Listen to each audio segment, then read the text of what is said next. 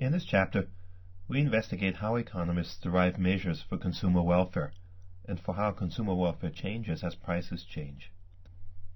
When we first introduced tastes in Chapter 4, we mentioned that economists don't think that you can objectively measure things like happiness and compare them across people. So when we try to come up with measures of consumer welfare, we're not trying to come up with measures in terms of units of happiness or utils. Rather, we're trying to come up with measures that we can compare across people. And one such measure is a consumer's willingness to pay.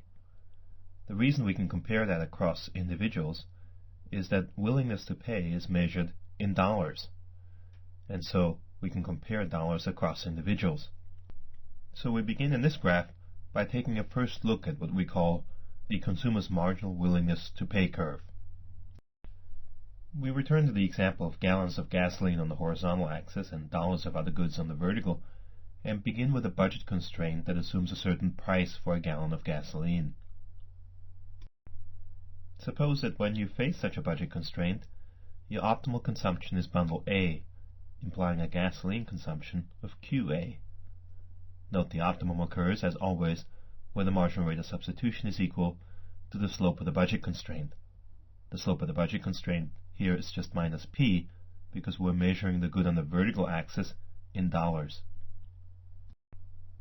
We can now go to the first gallon of gasoline that you bought and ask, how much was that first gallon worth to you, given that you ended up at bundle A? So we go to the indifference curve that passes through bundle A and look at the marginal rate of substitution for the first gallon of gasoline. That marginal rate of substitution is equal to minus 20, which implies that you were willing to give up $20 worth of other goods consumption to get the first gallon of gasoline. We can similarly ask how much the second gallon of gasoline was worth to you. We go to that second gallon, read the marginal rate of substitution as minus 19, and conclude that you were willing to pay approximately $19 worth of other goods in order to get the second gallon of gasoline. We can then do this for each of the gallons of gasoline. The third gallon of gasoline is worth $18 of other goods consumption to you because the marginal rate of substitution for the third gallon of gasoline is minus 18. As long as we measure the good on the vertical axis in dollars, the marginal rate of substitution returns to us a dollar value for your marginal willingness to pay for an additional gallon of gasoline at each level of gasoline consumption. We know, for instance, that the last gallon of gasoline that you buy at bundle A has a marginal value to you that's equal to the price of that gallon of gasoline. Thus, your marginal willingness to pay for that last gallon of gasoline is equal to P, which is also the slope of the indifference curve at bundle A. There is, of course, no reason we have to stop at bundle A. We can still determine how much you'd be willing to pay for additional bundles even though you don't choose to consume any additional bundles.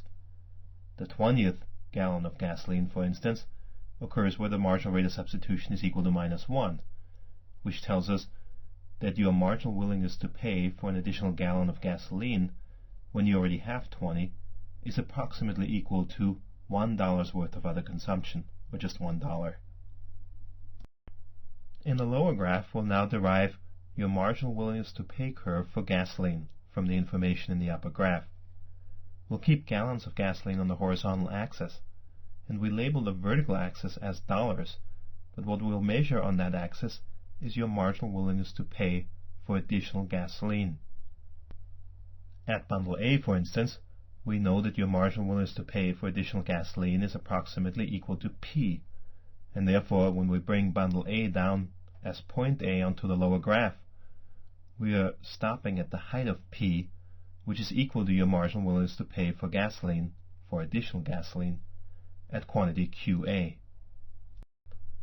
From the marginal rate of substitution at the first gallon of gasoline, we concluded that our marginal willingness to pay for the first gallon of gasoline is approximately $20. For the second gallon of gasoline, we concluded that the marginal willingness to pay is $19. And for the third gallon of gasoline, our marginal rate of substitution shows it to be $18. Even though we don't buy any gasoline beyond QA, we can also indicate that we found that our marginal willingness to pay for the 20th gallon of gasoline is approximately $1. Connecting all of these points in the lower graph then gives us an estimate of your marginal willingness to pay curve for gasoline given that you consume at bundle A when you actually confront your economic circumstances. Notice that all the information for this marginal willingness to pay curve was derived from a single indifference curve, the indifference curve on which you actually end up, given the economic circumstances captured by the blue budget constraint in the top graph. It's for this reason that we label the marginal willingness to pay curve in the lower graph with a superscript A. It's the marginal willingness to pay curve that's derived from the indifference curve that passes through bundle A.